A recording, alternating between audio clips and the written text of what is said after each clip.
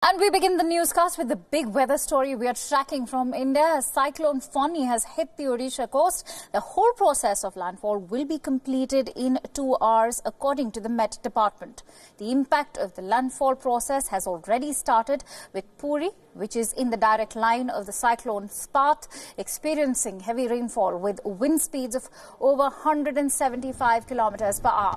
According to the Met Department, the cyclone will make landfall any time between now and 11 a.m. Indian Standard Time. The process of landfall is expected to take around 5 hours. The storm is being dubbed as the most severe cyclonic storm since the super cyclone of 1999 that killed over 10,000 people back then. Now, the wind speed is expected to be between 170 and 180 km an hour, which can even reach up to 200 km when it makes the landfall. A storm surge of about 1.5 meters or 5 feet could hit Odisha and flood low-lying areas. Around 10,000 villages and more than 50 towns lie in the path of the cyclone. Evacuations are being conducted on a war footing across 11 coastal districts of Odisha. Temple town of Puri is in the direct line of cyclone's path. Measures are being taken to protect the famous Lord Jagannath temple in Odisha. And people are being shifted to 4,000 storm shelters. Almost 1 million people have already been evacuated to temporary shelters. All schools and educational institutions in the state have been shut. All flights from Bhubaneswar have already been cancelled from midnight yesterday. Kolkata's airport will also remain shut between 9:30 p.m. on Friday to till 6 p.m. on Saturday Indian Standard Time. The railways have cancelled more than 200 trains that pass along the coast. On Saturday, the cyclone is likely to move along the Bengal coast towards Bangladesh. In Andhra Pradesh, 3 districts are likely to be affected. The Navy, Air Force and National Disaster Response Force and the Coast Guard are on standby as of now. The NDRF has deployed 28 teams in Odisha, 12 in Andhra Pradesh and 6 teams in West Bengal. 2 ships and 2 Chetak helicopters are already ready for service. Chief Minister Naveen Patnaik of Odisha has asked senior officers to oversee relief rescue operations. Andhra Pradesh's Chief Minister Chandrababu Naidu has also reviewed his officials' preparedness and promised all possible help to Odisha. Meanwhile, Prime Minister Narendra Modi has chaired a high-level meeting to review the preparedness level of state authorities.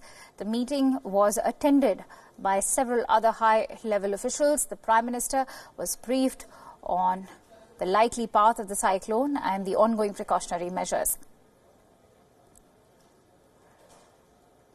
All right, for more perspective on Cyclone Fani, I'm joined in by an independent weather blogger from Chennai, Mr. Pradeep John. Let's quickly go across to Mr. John. Mr. John, thank you so much for sparing us your precious time. What sort of an impact can we expect now that the landfall is taking place? The landfall process itself is a 3 to 4 hour process.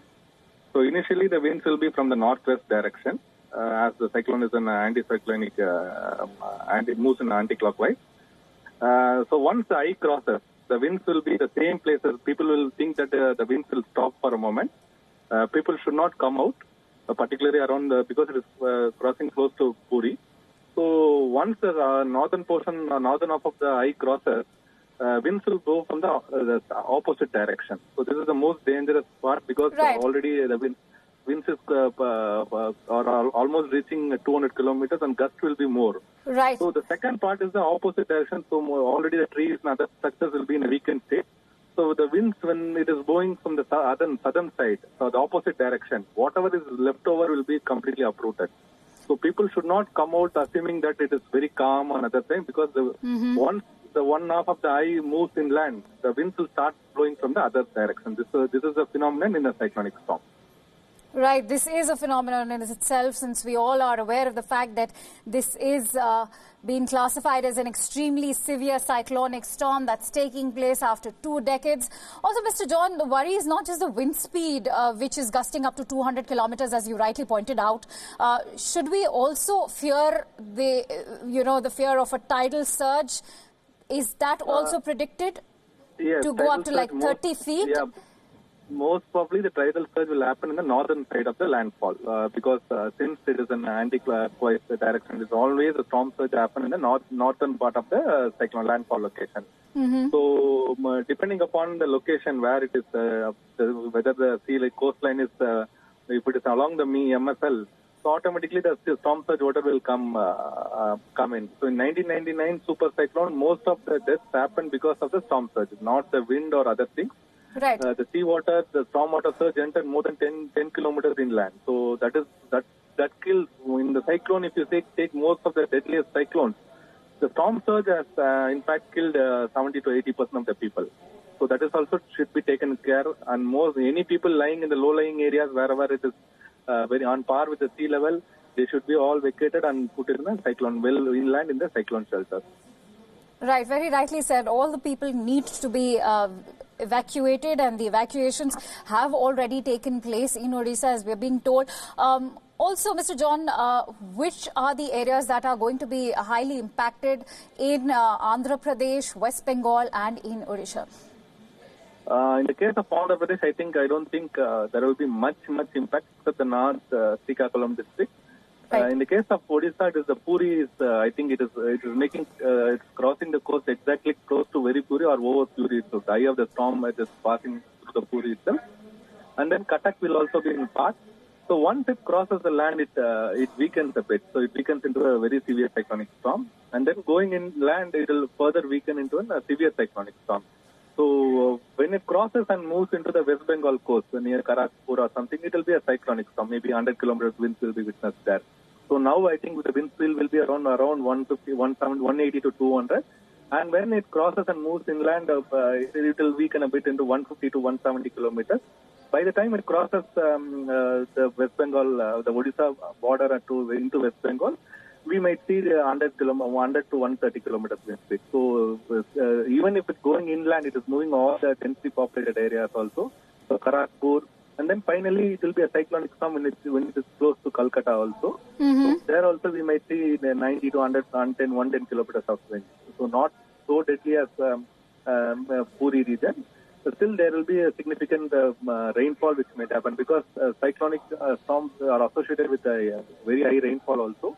Along the path of the center of the storm, we might experience very intense downpours like 200 mm, 300 millimeters of rainfall happening in few hours. All right. Also, Mr. John, my last question to you is inland flooding also going to be another major threat in East India? And can we expect inland flooding in other areas as well?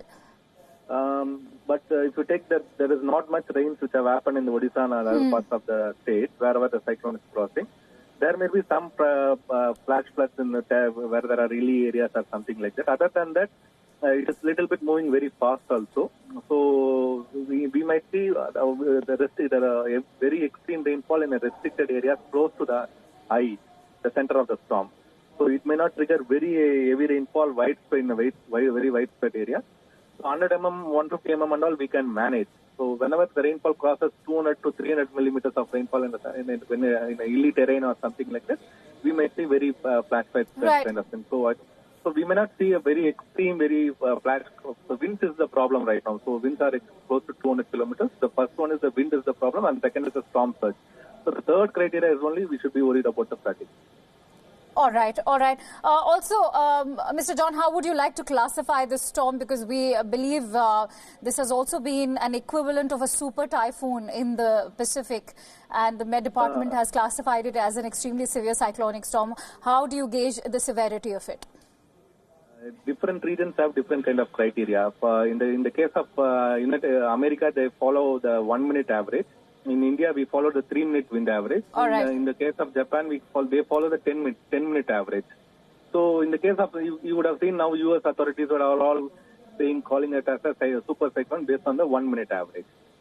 Just before the landfall started, it was almost equivalent to a super cyclone, but then the right time before the landfall, the eye wall replacement. So normally the center of the eye of the cyclone, the wall will fall off and a new eye will form. So this is the stage where it weakens a bit. When the eye wall falls off and the replacement happens, if the before a new eye wall comes, it would be further strengthened. But right now, the eye wall, when it was going on through eye wall replacement cycle, the landfall started. So it weakened a bit from a super cyclone status. So all right, Pradeep. Thank you so much. So we cannot call it. It's equivalent to Fallen. It's Fallen cyclone which Odisha witnessed in 2013. All right. Thank you so much, Pradeep, for so extensively explaining and giving us an understanding of Cyclone Fani. That was where the blogger Pradeep John joining us live on the phone line from Chennai. So as Mr. John pointed out, this has been an extremely severe cyclonic storm, and what is going to be indeed most challenging for the Met Department and for the NDRF, including the Navy and Air Force, is going to be, of course, the wind speed that he mentioned was moving up to 200 kilometers per hour. He also stated that wind speed could cause a surge. Apart from the wind speed, he also said that the possibility of a storm is what is something people at the moment in the states of Odisha and West Bengal need to watch out for. I'm also joined in by our correspondent Siddharth MP, who joins us live from Chennai. Let's quickly go across to Siddharth. Siddharth, the landfall has finally taken place. Can Chennai actually feel its impact? Well, really, Chennai was supposed to be the place where Cyclone Fani was expected to make landfall sometime around Monday and Tuesday earlier this week. But the cyclone has not land. All right, we will try to reconnect with Siddharth. We are facing some technical glitches out there, but for now I'm also joined in by Vimalendu Jha, an environmentalist who joins us live at the moment. Vimalendu, what sort of an impact do you gauge now that the landfall has finally taken place?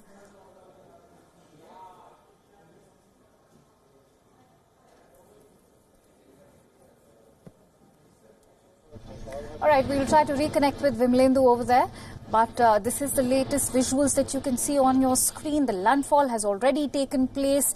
The worry is not just the wind speed of about 175 kilometers. This is now gusting up to 200 kilometers.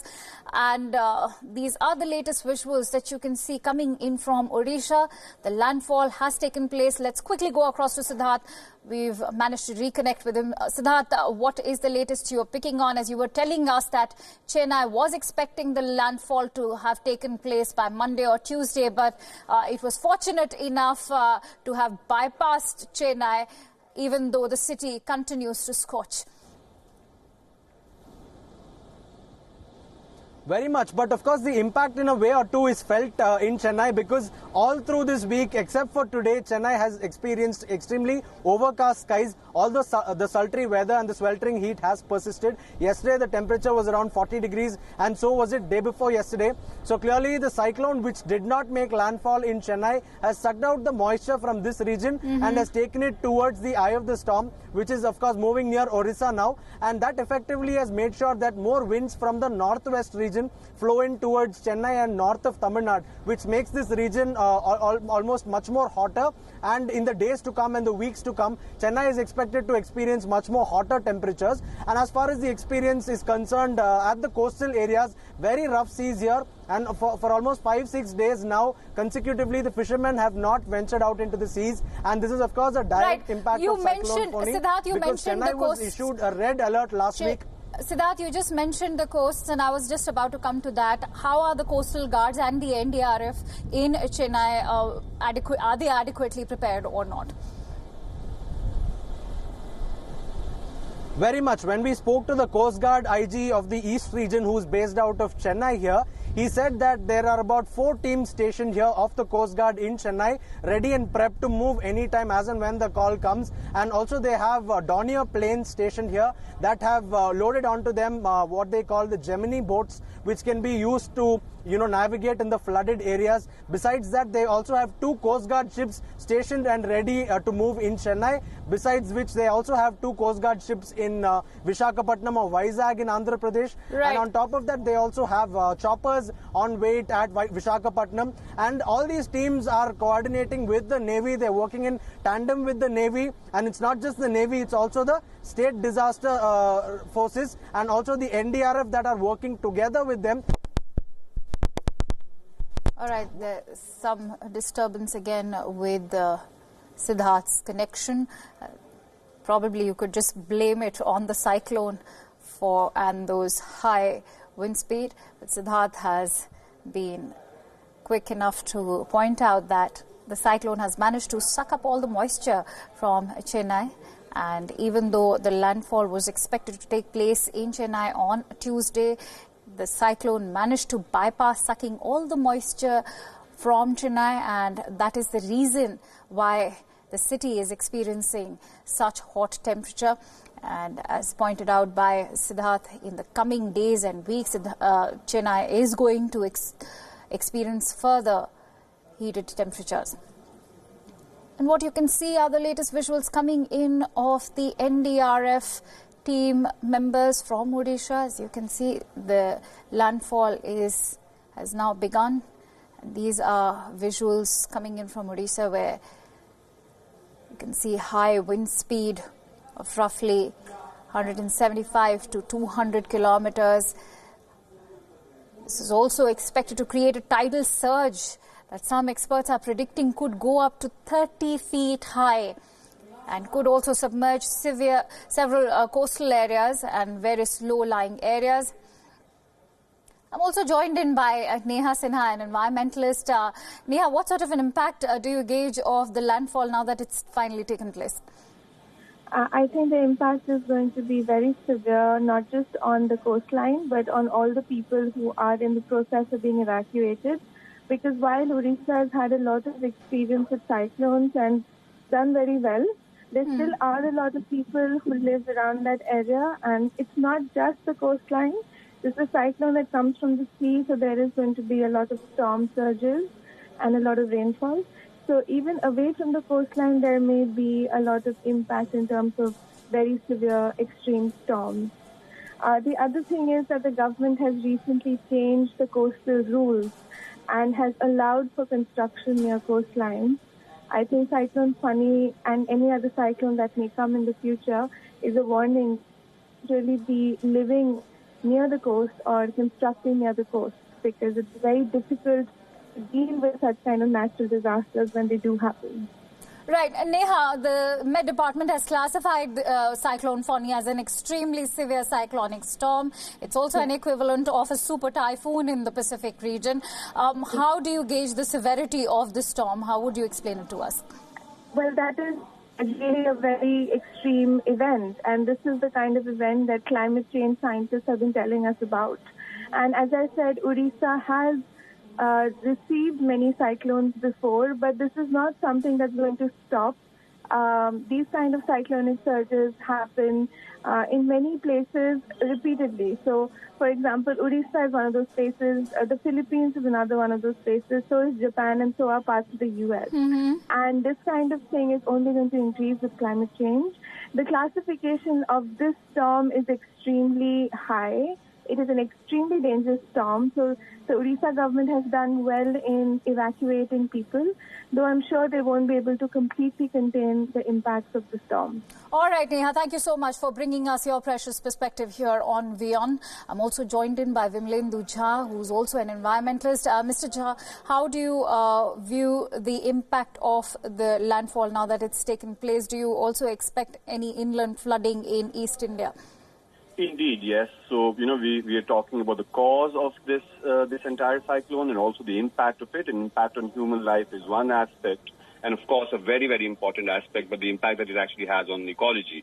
For the last 2 days, we've actually been hearing about primary reason. NASA has actually talked about why there's the surface temperature of the sea that has actually gone up. Indian Ocean, how it's actually warmer than earlier. We're also talking about the intensity of this particular cyclone and also the frequency of such weather events in that sense. So it will have a huge impact. We are almost expecting several million trees that will be that will disappear from the entire coastal area. We're also talking about how there'll be flooding in different parts, the movement of soil, the impact that it actually has on farmland. So overall ecosystem of the area and people and their dependence on that ecosystem also is going to get affected. Right. Mr. Jha, would you rate this as the worst cyclone India has experienced in the last 2 decades, and why so? We don't really know right now. We don't have the figures to really say that it's actually the worst in that sense. But of course, it's one of the worst for sure. Looking at the impact, looking at the visuals, and looking at all the study that is actually coming forth, that this particular storm, this particular cyclone is a heavy one, and it is actually going to have a toll on people's lives and its environment. All right. Also, would you share some do's with us during the storm that people could actually follow? See, of course, at the end of the day, it's the disaster management team of the state government and the central government, central forces that actually need to evacuate these areas. And the news that we're actually getting that almost, 10 million people have been evacuated from different areas. Yes. But in cases of extreme weather emergencies, it's caution and preparedness. That's the most important thing rather than fighting the cyclone. You can't fight a cyclone. You have to run away from a cyclone. You have to run away from such weather events in that sense. So I would only caution people and our government that better early warning systems, better evacuation systems prevail, and we don't lose lives in this particular natural disaster. Right. Also, what sort of a worry do you see, apart from the wind speed that's now gusting up to 200 kilometers, do you also see the threat of a tidal surge? So yes, of course. And when if you look at every time we have had cyclone or events like these. So like we had in Orissa just 9 months ago, there was Cyclone Titli. Orissa is also in phase of 5 big cyclones in that sense. It's not just the wind speed, it's also the tides. It's also how water actually enters almost to the mainland and floods several areas. And the impact is not just for a day. It's not just about water. You're talking about saline sea water entering the fields, the farmland, which also has a long-term impact on agriculture, which almost means that people, and we're talking about poorest of the poor, in the sense Orissa is not one of those industrial states. It still depends a lot on agriculture. And from poverty index point of view, Orissa has a huge population that depends on farming and is poor. And when their farmland gets affected because of this inland flooding, tidal waves that enter almost a kilometer and a half at certain occasions inside, it is pretty dangerous. All right. Also, could you also share the timing of this landfall, like as in for how long is this expected to last? See, I will not have. I'm not the IMD department, so I will not have exact information on how long this is going to last. But given the previous occasion, the previous cycles that we've had, it is going to stay right now for a couple of hours. All right. Thank you so much, Mr. Jha, for bringing us all the latest and sharing your precious perspective with us here on WION. So that was Mr. Vimlendu Jha. He beautifully explained to us the severity of the storm, and he rightly agreed that the landfall process is not just going to be about the winds gusting up to 200 kilometers, but it's also going to be the threat of a storm. I'm also joined in by another environmentalist from Chennai, Mr. G. Sundarajan. Mr. Sundarajan, what sort of an impact can you experience in Chennai, and what can we expect for people from East India, especially the state of Orissa? So, can you be a little louder? Mr. Sundarajan, I'd like to ask you about the impact of the landfall now that it's finally taken place. Can you experience anything in Chennai at the moment, and what can people from East India and Orissa actually expect? No, there is not much of impact in Chennai because of this Fani cyclone. Right. But I believe that the winds are very strong in Orissa, and people are facing a lot of issues. I would like to connect with the recent research paper published by University of Melbourne, which has been doing this research from 1985 to 2018, using some 31 satellites, some 80 ocean buoys. They've collected some 400 crore data points. All right. It clearly says that the oceans have warmed up, the wind speeds have increased by about 30%, the height of the waves have got increased. So we are going to have a troubled times ahead. And especially in countries like India, which is tropical in nature, it is very, very difficult to predict the tropical cyclones, tropical storms, and also the kind of speed that the winds are blowing is unimaginable. I am told that it could reach still about 200 to 210 kilometers per hour, which is very, very, very high, and it could severely damage property, life, and many other things, including plantation, trees, everything else. So it's keeping our fingers crossed to understand what is the kind of final impact on Odisha, and we believe and wish that the people of Odisha stay safe. Right, Mr. Sundararajan, unfortunately I'm running short of time, but thank you so much for sharing with us those details of that precious research that, of course, has a very, very bleak sort of study coming in for cyclones that, as you rightly pointed out, they are only going to get tougher in the times to come. Thank you so much for joining us here on WION. We will continue to bring you the latest on Cyclone Fani, one of the most severe storms to have hit India in the last 20 years. For now, it's time for WION Wallet with my colleague Sumit.